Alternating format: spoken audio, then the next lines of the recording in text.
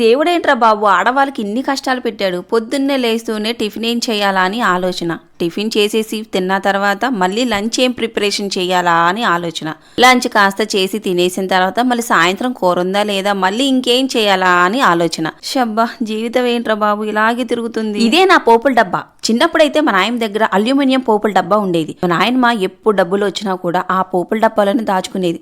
మనకు అంత అదృష్టం లేదు. ఇందులో 2-3 కాయిన్స్. నేను చేసే హడావిడి చూస్తుంటే మీకు అర్థమైపోయి ఉంటుంది కదా నేనేం టిఫిన్ చేస్తున్నానో. నాకెందుకో ఈ రోజు అయితే పులిహోర తినాలనుంది. అందుట్లో చింతపండు పులిహోర. చాలా వీడియోస్ లో చూశాను, పచ్చిమిరకాయల మీద కానీ ఉల్లిపాయల మీద కానీ కత్తి పెట్టి ప్రెస్ చేయగానే ముక్కలైపోతాయి. నాకేంటి అవ్వ. పులిహోర చేసుకోవాలంటే దానికి కావాల్సిన అన్ని ఐటమ్స్ ఉండాలి బిగులు, లేదంటే పులిహోర చేసుకోవటమే మానేయాలి. ఇన్ని చెప్తున్నానా, పులిహోర చేసేటప్పుడు ఏదో ఒక ఐటమ్ అయినా నేను మర్చిపోతా. అప్పటికి మర్చిపోతానని అన్ని ఐటమ్స్ కూడా దగ్గరే పెట్టుకొని అయితే పులిహోర ప్రిపరేషన్ చేస్తాను.